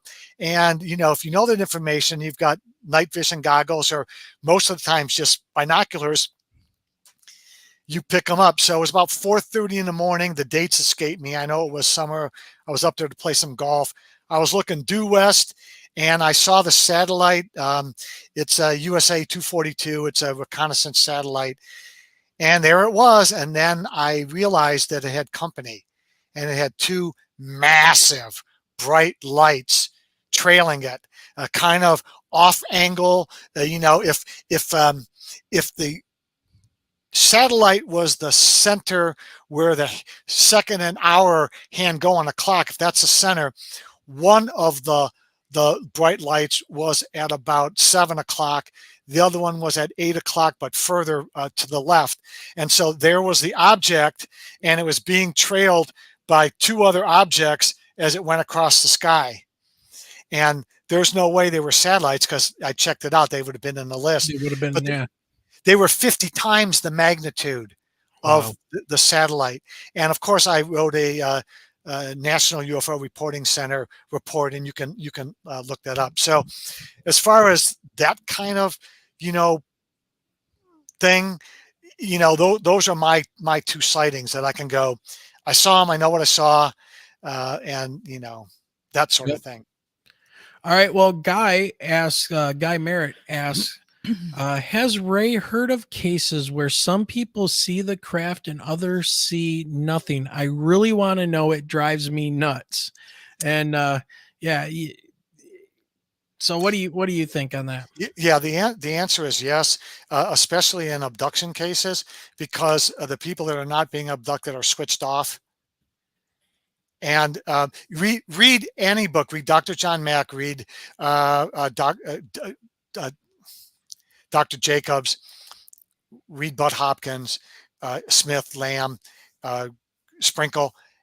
Every one of their books talks about people being in the same vicinity, the same hotel, the same group, being switched off because they're not part of the people that are being abducted. So yes, that happens all the time. Okay. Let's see. What do we got? Any other questions? Guy says that he really didn't want to hear that answer. It just confirmed what he was already thinking. If you can't stand the answer, don't ask the question. Yeah, really. Yeah. Let's see. What else do we have? Let's see. Hellfire says the secret space program's #1 task is to repair spy satellites. So I mean, I don't know if that would be the case in this situation. Tell him he's onto something. Well, I'm not going to say, because I don't want to blow anything for what he does for a living. We'll just leave it at that. Maybe we can talk about that offline. No, he's absolutely correct, because I talked to people who were involved in satellites, and they were the ones that recommended to me that maybe they were up there repairing that satellite that night. That's why I saw 2 streaks with them. So, they won't deny or confirm, but they said, have you ever thought about, maybe the space shuttle guys are up there and they're chasing that satellite and they're going to repair it? And I went, that would account for those lights. So your guy's spot on. Well, and it could be Chinese messing up there messing with our stuff. Absolutely. They do it. Dropping a bug on it. Absolutely. Yeah. Yeah, they'll hijack that stuff and take the info. They are masters at that. So, Yep. All right, Zach Diecast Mansour asks, do you think it's aliens or us or both? That answer is all over the board. Yeah. Guys like Jim Peniston, who touched in the Rendlesham Forest triangular shaped UFO, and who actually wrote the endorsement for Swamp Gas My Ass. Flip over the book. There's Jim Peniston's endorsement on the book. He thinks the object that he touched is us from the future. He's convinced of it. And he gives a story. One of the best books you can get is Jim Peniston's book. Highly, highly recommend it. To me, it's one of the top 5 books I've ever read on the subject. And I would, it's probably top 3. You got to get it. It's from the source. It's concise, well put together, footnoted to the nth degree, answered every possible question. And I've had a chance to talk to some of the guys that were also there. So I talked to their nuclear guy out of Rendlesham. I talked to John Burroughs. I talked to Colonel Halt. I was able to verify all of that good stuff. So get that book. I highly recommend it. All right. And Guy's going to have the last question for the night here as we're hitting it at 2 hours. And I'm with Guy on this. Guy says, I can't buy the TR3B thing. I wonder what Ray thinks. Well, things like the F-117 fighter and the B-2 and that explains a good number of sightings when they slip outside the test range, because they're not testing these things in your neighborhood. They're testing them out at Edwards or other locations. So TR3B or whatever they're calling it, might account for maybe 1 or 2 sightings, but TR3B isn't filled with personnel that are abducting people and giving 1 million Americans an abduction experience. It's just the bunkers grasping at straws. It's dumbasses like McGay and Seth Shitstack and all those guys, trying to muddy the waters. It's just pure garbage. It's the noise trying to drown out the signal. So not only no, but hell no. Yeah, I agree. Because Guy had went through and shout out to Guy Merritt here, but he went through and he documented all the crashes that were public of like test craft of F-117s, B-2 bombers, yada, yada. And with that being said, these things that scared the hell out of Michelle and I, hovering, 200 feet above the ground, a huge 300-foot triangle in the middle of basically Canton, Michigan. And only about 15 miles north of Detroit Metro Airport. You're breaking so many FAA rules. To just with that alone, they're not going to do. They're not going to do that to test an aircraft. It just real crazy. So no, that's why I never bought it. To round this out, do you remember when they had those triangles in Texas? Yes. And you remember that? And Smith, he saw it and they said, well, what is it? And he was so fed up with all the debunkers. He said, it was a reflection off my shiny white ass is what it was. And I had a great discussion with him, and we sat down and we chatted for an hour. I got a couple of great selfies of he and I sitting in our chairs, and I love the guy to death. But to wrap it up, the guy who saw it, he saw it come up over his farm, his cattle ranch, and he said it was 3 miles wide. He took his gun out and he was thinking of shooting it. He said the dimples in it were 60 feet wide. He could not see a seam. And people were trying to claim that it was ours. It was our top secret technology that hovered over this guy's, 1,000-acre Texas ranch. And he had this great quote, and it was something like this. He said, if that is ours, we need to tell people, hey, that's ours. And if you mess with us, That's what y'all are going to get. So think Nice. about that. If we had that, that's exactly what we'd be doing.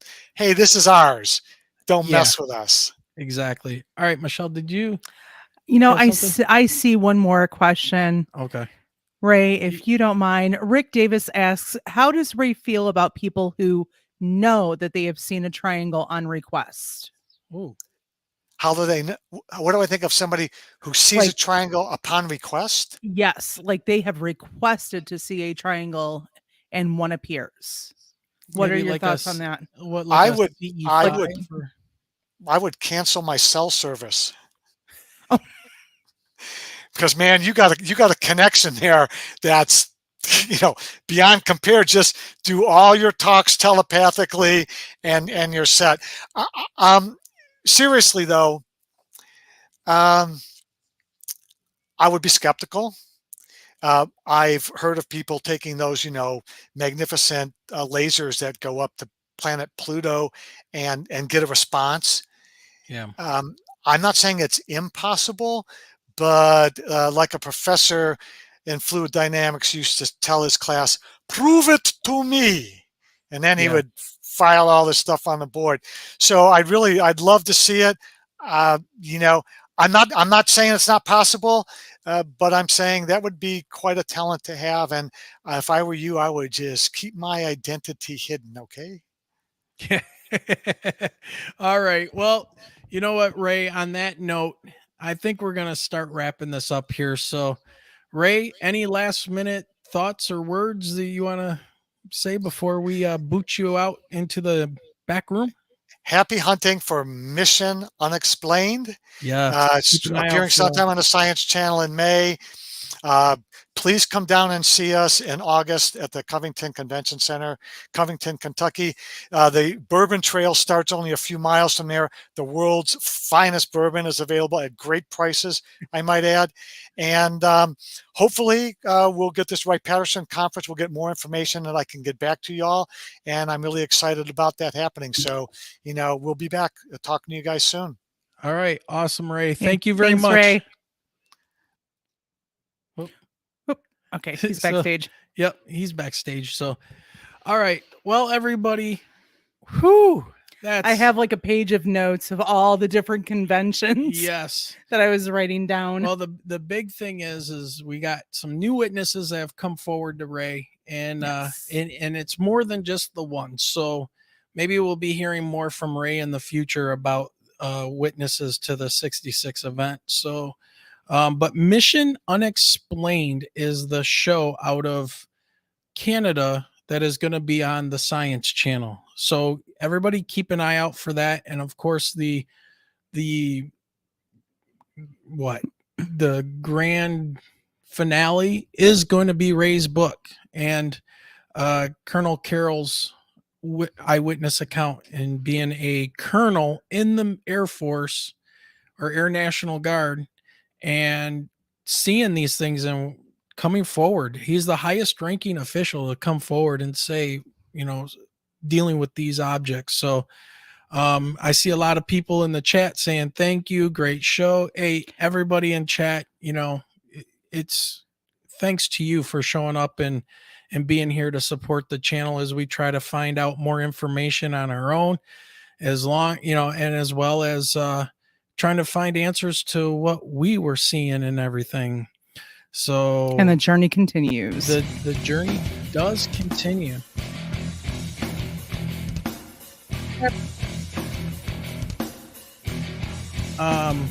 See if I can remember his name. But come on. I'm thinking Russ Kellett from the UK, but we already had him on. Anyways, just keep an eye out. Stay tuned. It's already there. Now it's gonna bug me until I remember his name. But you guys know the live's already set up for you guys to come on. So, and then the 13th of May, if I remember the date correct. Yep, at 8 p.m. we'll have on Blake and Brent Cousin, the Cousins brothers from Third Phase of the Moon. Yep. And Above Top Secret documentary. UFO, what is it, Endgame? UFO Endgame or something like that. I mean, we've got them all lined up to watch, so we got to get through those, and we'll be talking to them about that. It's going to be amazing. All my notes are stuff about Ray. I don't have anything about coming up things. So, All right. Good night, everyone. everybody. So, just remember, keep your eyes to the sky. All right. Have a good night, everyone.